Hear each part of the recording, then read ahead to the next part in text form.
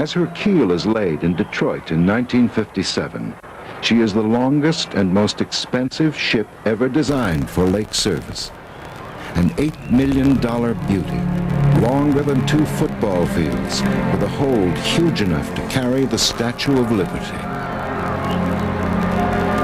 But as she is christened by Mrs. Edmond Fitzgerald, and 10,000 spectators look on, the ship slides into the harbor at a perilous angle. The huge vessel, 729 feet long and 75 feet wide, sends a huge wave crashing over the pier. Then she smashes into the dock with terrifying force. One man is so shaken by the sight, he suffers a heart attack and dies. And others swear that the Edmond Fitzgerald is trying to climb right out of the water. But for 17 years, the Fitzgerald is one of the champions of the waters. She sets records for the heaviest load ever carried on the Great Lakes, and for the fastest run by a ship her size. Below decks, she has staterooms for the use of important corporate clients.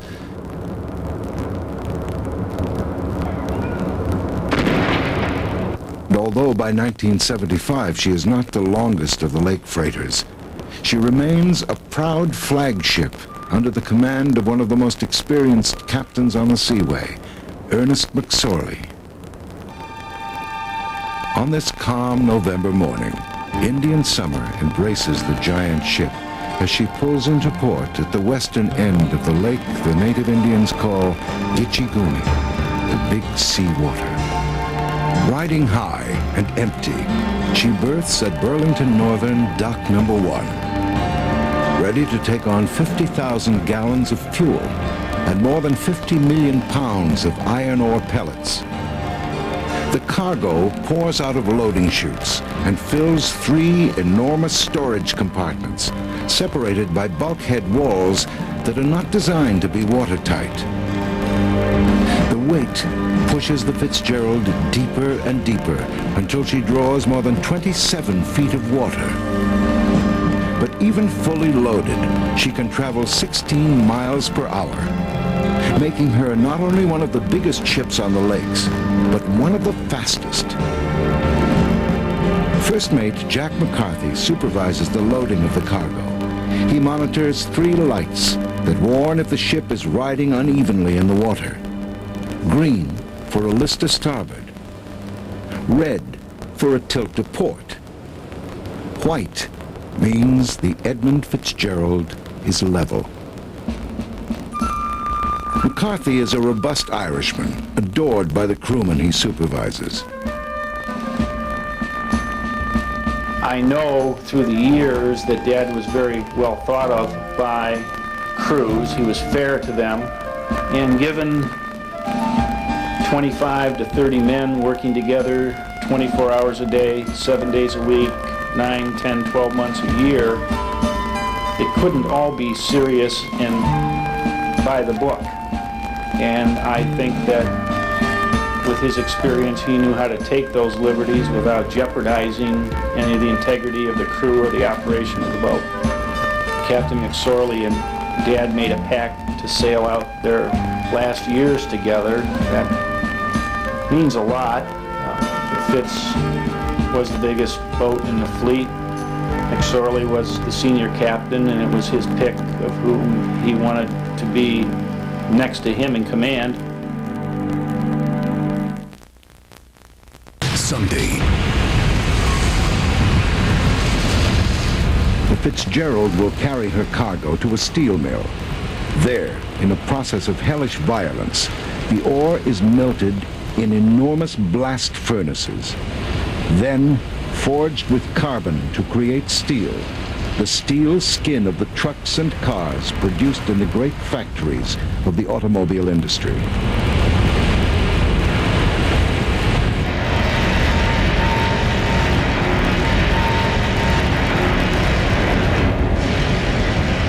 Supplying this insatiable appetite for iron, trip after trip, the Fitzgerald's mission is unglamorous and repetitive, but the equation is simple.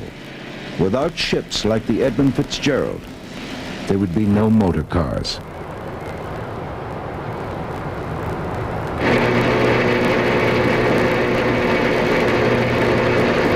It takes only 6 hours to fully load Fitzgerald, and half an hour to seal each hatch with a 7-ton sheet of steel rimmed with 68 clamps. Each clamp must be tightened manually, each hold sealed watertight, because flooded compartments could drag the ship down to the bottom of the lake.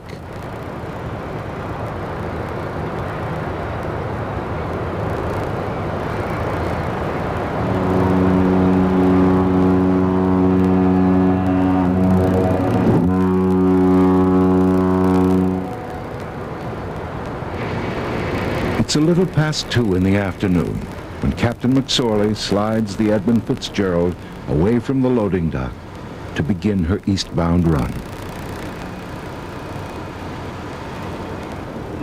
McSorley has spent 44 seasons on the water, working his way up from deckhand to ship's master. But he is 62, and the long days and nights at the helm have wearied him. His wife, Nellie, crippled by arthritis and a recent stroke, has been admitted to a nursing home. On a late October stopover, he promises his wife he will hurry home as soon as the shipping season ends. It won't be long, McSorley vows. It is their last meeting.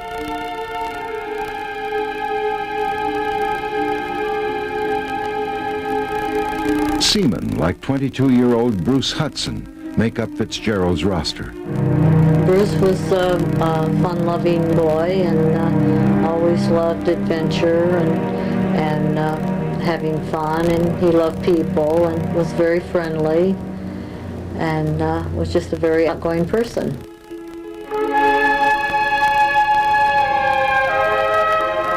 He was very fond of the Fitzgerald when he went on it. He called her the Big Fitz. He was on board with a group of young men. There was about 6 of them around the same age.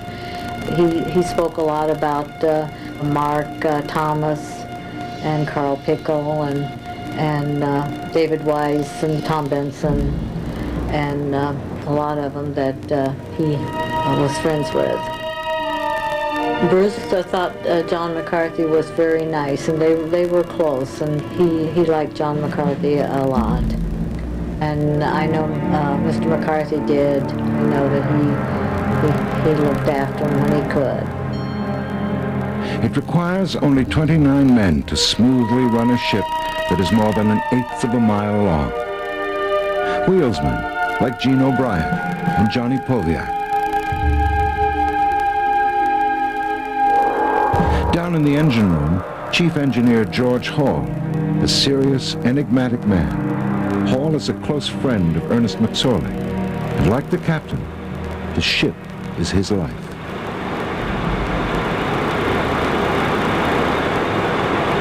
Under Hall's command, newcomer Tom Benson, a 23-year-old in his first season aboard the Fitzgerald.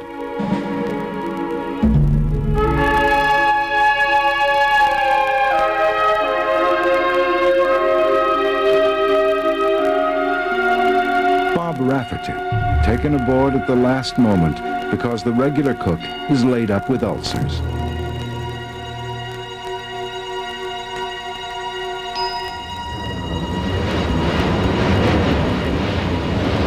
For the crew, the Edmond Fitzgerald is both workplace and home. There is a sameness to the daily routine, but the work is well-paying, the bond among crewmates strong. A year of lake service brings 10 months of a comfortable room and hearty meals aboard ship, and a 2-month winter vacation.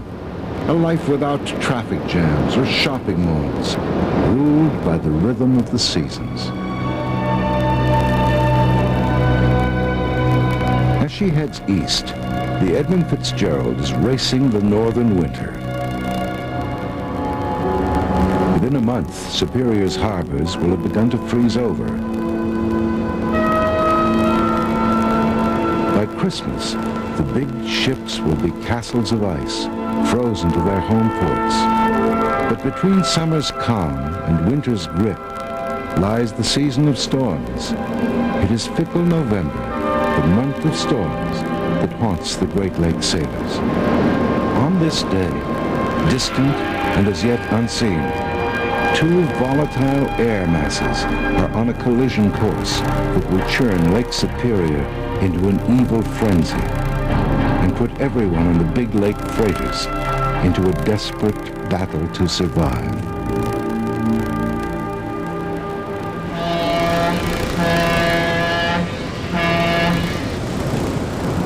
At 4:30 in the afternoon, another giant ore carrier, the Arthur Anderson, 767 feet long, departs her home port under the command of Captain Bernie Cooper.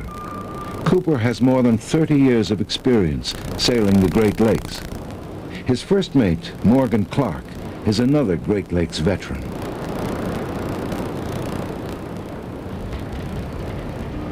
Like Ernest McSorley, Bernie Cooper is also trying to squeeze in one last run before winter shuts down the seaway. The two huge freighters are heading for the seaway locks at Sault Ste. Marie at the opposite end of Lake Superior, a 2-day sail to the east.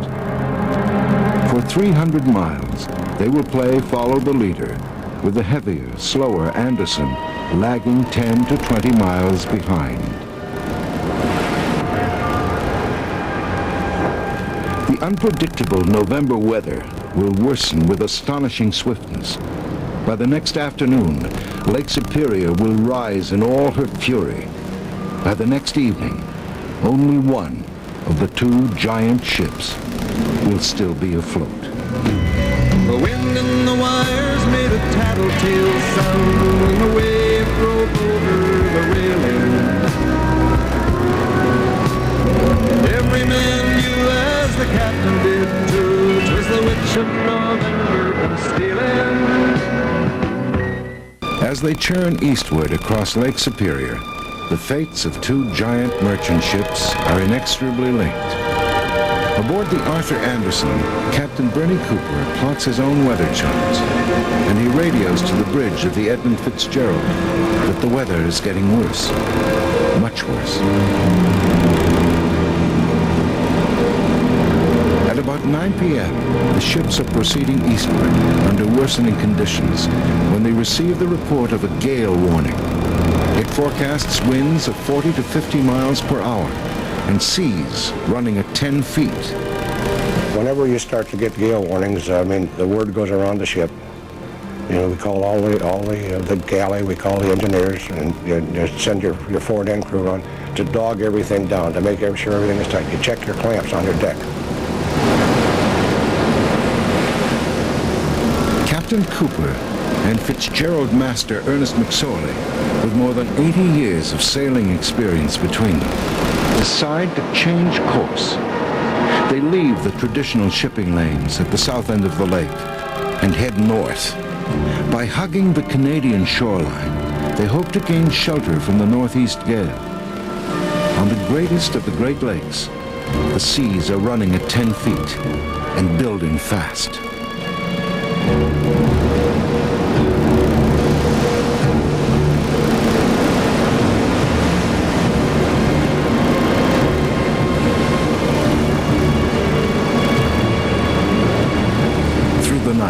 The weather steadily worsens.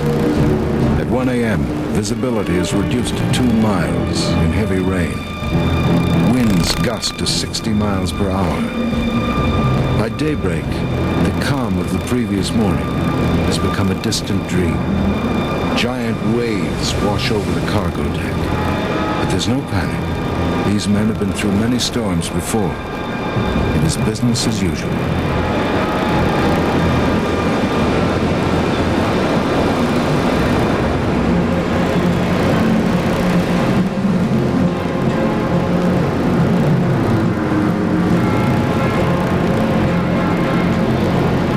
Captain Bernie Cooper tries to calculate the probable course of the storm.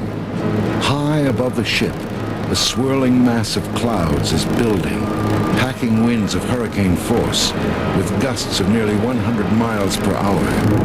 And the worst of the weather is blowing right toward the two ships.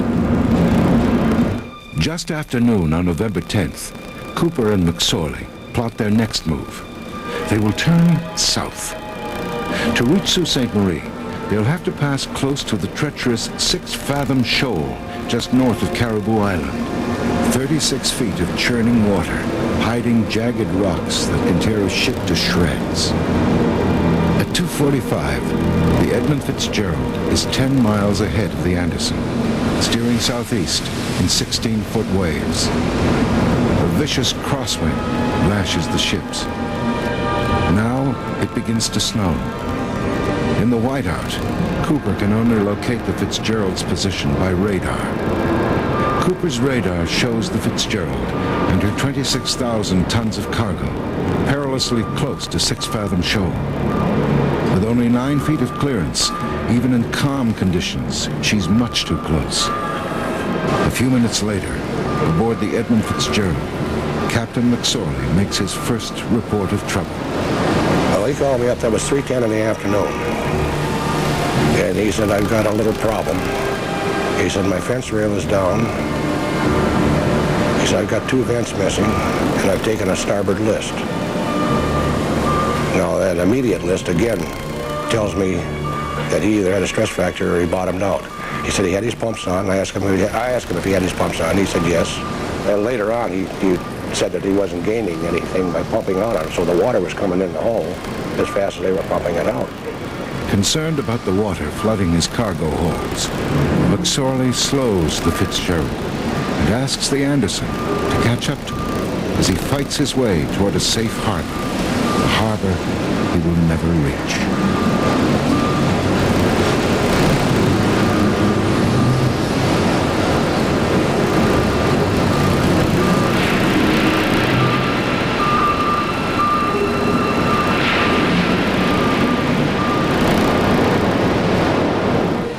It's 4 p.m.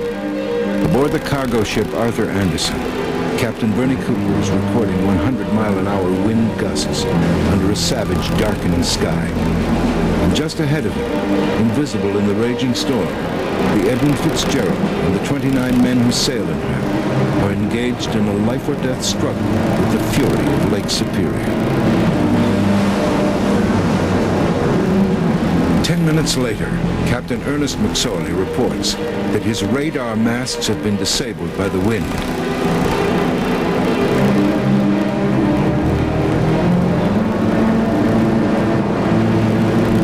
At 4:30, the lighthouse and radio beacon at Whitefish Point go dark and silent when their power lines are blown down. Without radar or shore lights to guide him, with only a radio phone for communication with other ships, the Edmond Fitzgerald is sailing blind through the tempest with 30-foot waves coming over her decks. At 5 o'clock, McSorley asks First Mate Morgan Clark aboard the Anderson to check his position. Scanning his radar screen, Clark reports that the Edmond Fitzgerald is 3.5 miles from Whitefish Point. For McSorley, this is good news. He had hoped to keep at least 2 miles of open water between his ship and the shoreline he cannot see. 5:30 p.m. Captain McSorley, increasingly desperate to contact any nearby vessel, radios to a Swedish ship in Whitefish Bay that he is taking heavy seas over his cargo deck. He has been on the Great Lakes for 44 years, but this is the worst he has ever seen. 6:40, just clear of Caribou Island, the Anderson is rocked by 2 gigantic waves in rapid succession. 35-foot towers of water crash down on the ship. The Anderson survives, but waves as powerful as those found in a mid-ocean cyclone are bearing down on the Edmond Fitzgerald from behind. In a few minutes, they will catch up to her. At 7:10 p.m., Ernest McSorley gets a final position fix from the Anderson. Morgan Clark asks how the Edmond Fitzgerald is faring. McSorley replies, "We are holding our own." These are the last words from the Edmond Fitzgerald. At 7:30, the snow eases. Bernie Cooper searches the horizon for the lights of the Fitzgerald. But there are no lights. And the radar screen aboard the Anderson shows nothing. The Big Fitz has disappeared. Again and again, Morgan Clark tries to raise McSorley by radio. In reply, there is only silence. Bernie Cooper calls the Coast Guard. I'm very concerned. He was right in front of us. I can see no lights. I just hope he didn't take a nosedive.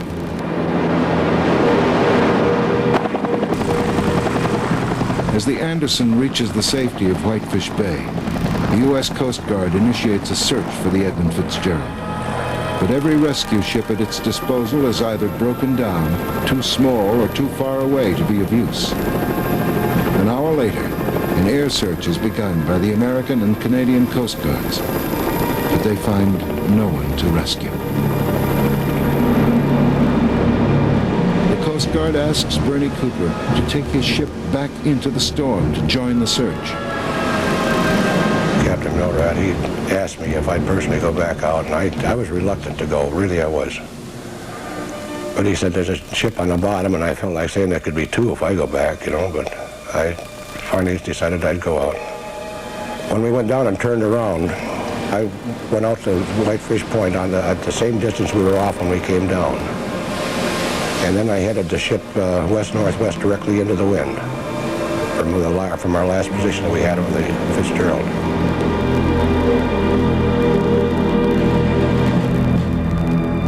Seven other ships safely anchored in Whitefish Bay also are asked to help. Only one, the William Clay Ford, agrees to join the Anderson. The first time I talked to the Coast Guard, I said, no, I wouldn't go out there. And that's why I went to anchor in the first place, to stay out of the storm. After I told the Coast Guard, no, I wouldn't go out there, I went down my rooms and thought about it for a while, and I decided, well, somebody's got to go out there, so I called the Coast Guard and told them we'd pick up the anchor and go.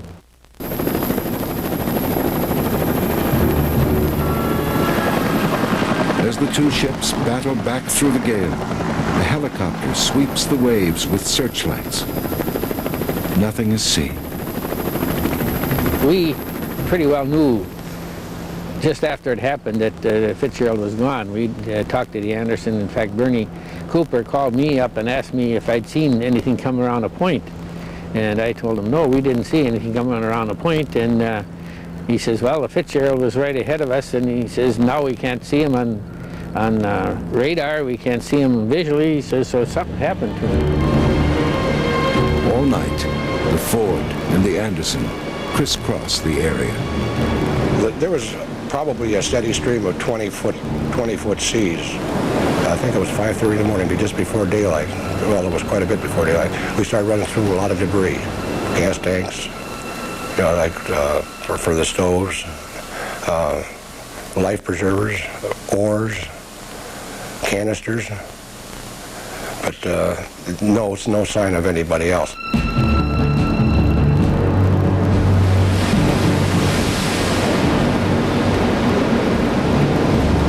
Probably 11 o'clock in the morning, the third mate was still up in the bridge. And, you know, these fellows had spent all their time up there. And he spotted the lifeboat. It was only a half a lifeboat. It looked like a giant hand had just torn it right in two. We searched for 3 days in probably the roughest seas I've ever been in my life, including the North Atlantic and hurricanes in the Gulf, because you got 3 different seas from 3 different directions.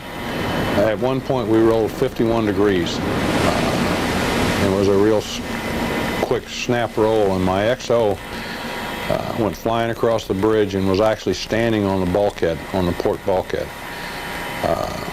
If the door had been open to the port bridge wing, he'd have went right on over the side. It was really bad. An air and sea search is continuing for possible survivors of the Edmond Fitzgerald, a 729-foot ore carrier, which apparently broke apart and sunk last night on Lake Superior. The ship and its 29-man crew vanished in a storm with 80-mile-an-hour winds and wave heights up to 25 feet. All that has been found is an oil slick and some debris. The news goes out.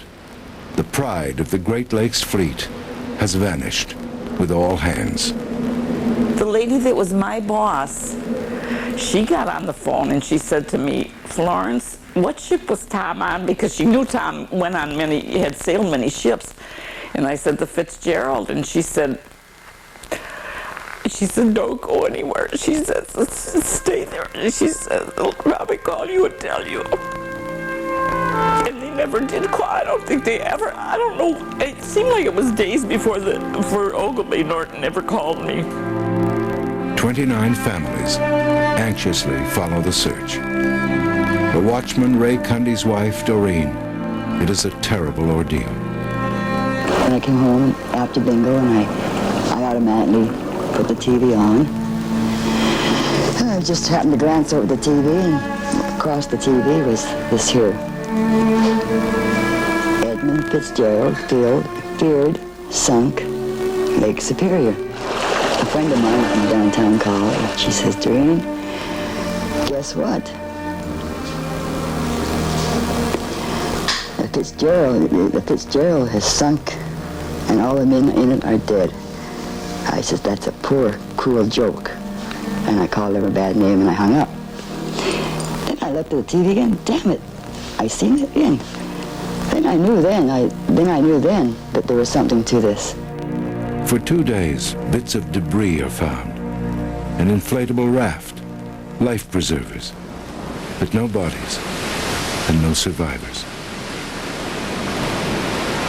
We've been concentrating in a rather small search area because we had a pretty definite position about where the Fitzgerald went down since she disappeared from the radar screen of the Arthur M. Anderson.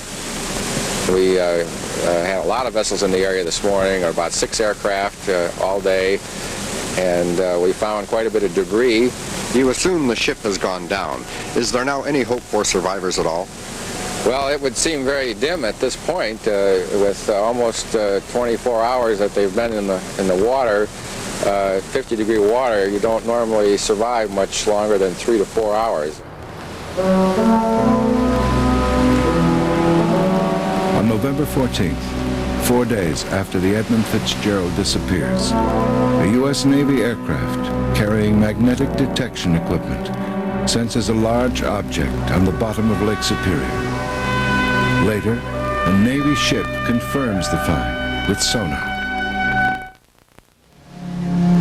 The word is one of the most chilling in our language. Shipwreck. A vessel built to rule the seas, consumed by the seas. For centuries, human ingenuity and enterprise have struggled to build stronger ships, safer ships. But still, sometimes, the sea prevails. One moment, the Edmond Fitzgerald was the pride of the Great Lakes fleet. The next, she was gone. One fact seems clear. Before she went down, she must have taken on thousands of gallons of water. But how did that water get into her holds and below her decks? In my mind, I'm convinced that she took water on from topside. Whether it physically lost a hatch, I don't know. But I know that with the hatch gaskets loose, hatch clamps loose, and we found all kinds of them loose. It's a hard job. The clamps are a very good clamp, but if they're going to do their job right, it's a lot of work to snap them into place. People keep asking me, well, what caused the loss of the Fitzgerald? And my answer is complacency. Any suggestion of negligence on the part of the Fitzgerald's crew is controversial. Few freighter captains support the Coast Guard's findings. One who opposes was piloting a Swedish freighter through the treacherous Superior channels the night the Edmond Fitzgerald went down. Cedric Woodard was one of the last to talk to Ernest McSorley. Nobody will ever know what happened, but I would swear 100% it wasn't hatch covers. Because I've been in starman hatch cover and go down the hole and watch them with the same hatch covers. And I went down and watched seawood water. Maybe a cupful would come through or something. And if her hatches were much worse, if her hatch didn't have no clamps on, that much water wouldn't have come in, because them hatches weighs tons, and they sit there, and they can't get off. So how could that much water come through? The first unmanned underwater survey in 1976 shows the Fitzgerald broken into two sections, lying at an angle to each other, with a mass of iron ore pellets and twisted wreckage on the lake bed between them. 2 years later, a 50-page report concludes that ineffective closure of the cargo hatches allowed water to penetrate the hold and weigh the ship down. It's like the little Dutch boy in the dike with the finger in the dike. It doesn't take a very big hole, and you start taking water on. If the water is forward, and that's where we found the clamps that were not tight. If you take on the water forward, then it goes down by the bow. If it's down by the bow, your pumps won't take the water out because all the water's forward and all your pumps pump from aft. But not everyone is convinced. Some believe the Fitzgerald suffered a fate similar to the ore carrier Daniel J. Morrell, which broke in half on another wild November night 9 years earlier. Bernie Cooper believes an uncharted shoal marked the beginning of the end for the Edmond Fitzgerald. I don't care what anybody says. At 3:10 in the afternoon, she had either bottomed out or had a stress fracture of the hull. That's the only two possibilities I have. She was sinking from that time on. My opinion is she bottomed out. No one will ever know if the Fitzgerald scraped bottom or where. The great mystery remains the suddenness of the Fitzgerald's disappearance. For hours, she was in frequent radio contact with the Anderson and other ships. McSorley's radio phone was always at arm's length. Yet she went down without a single cry of mayday. Captain Bernie Cooper believes she was swallowed by a single monstrous wave. I think it was sudden and catastrophic. The ship just disappeared completely. I mean, if those seas were that big, they rolled up his deck, and he's got a list, and the water stays up in the forward cabin. It's going to put his bow down under the water. And once she started down, the screw just drove her into the bottom.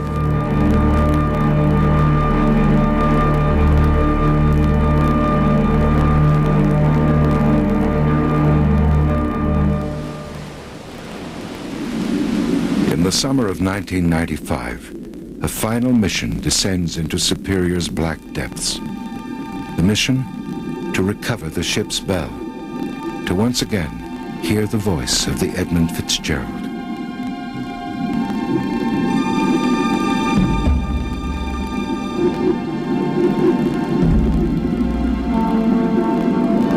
The bell will be taken to the Great Lakes Shipwreck Historical Museum at Whitefish Point.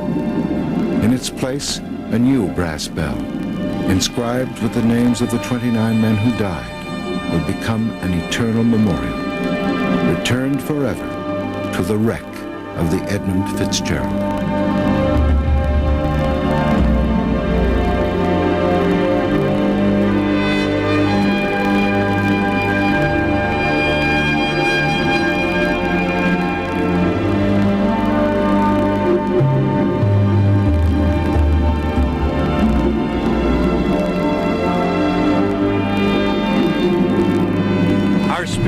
History tells us that the chaos of all the elements was used to form a harmony that created this beautiful and awesome world of ours. And the greatest wonder of that creation was the dignity of human life. It was the same chaos of the elements 20 years ago that took the Edmond Fitzgerald and ended the journey of life for 29 men. We remember that the chaos of that night is below us right now, but it's one of quietness and one of solitude. And we pray that this bell that goes down on this ship will be a sign to everyone to remember the dignity of this place and keep it a place of gentle solitude.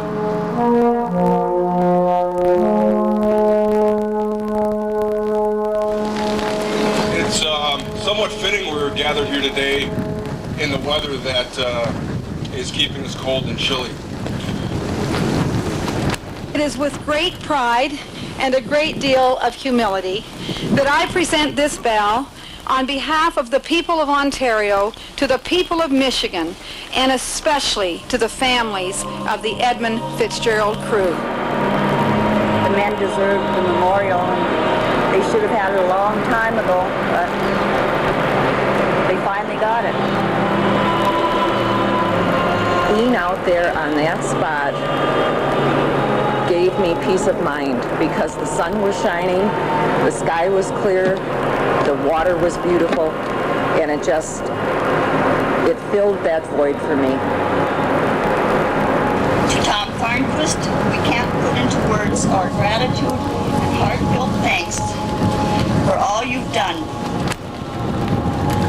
Last November, I was invited by family members to Detroit to Mariners Church and asked why we were diving the Fitzgeralds.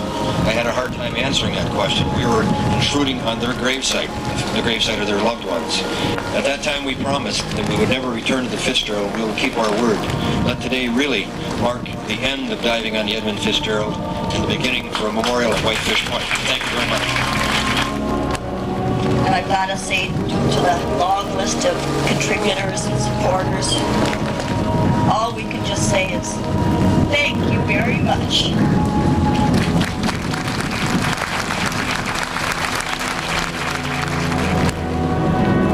As we remember the men, as we hear the bell toll, we should grieve. But we should also not forget to celebrate their lives as well. As the bell is in their hearts, so they are in the bell. And in the bell's tone are the voices of the men, and we should listen. Ernest M. McSorley, Master. First Mate, John H. McCarthy. Oiler, Thomas Benson. Deckhand, Bruce L. Hudson.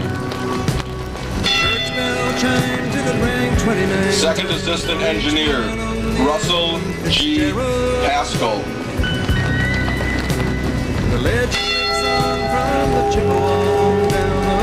Cadet of the Deck, David E. Weiss. Superior, they said, never gives up the dead when the gales come early. Third Assistant Engineer, Oliver J. Champeau. The 30th ring, and it is for all the mariner sailors who have lost their lives on the Great Lakes.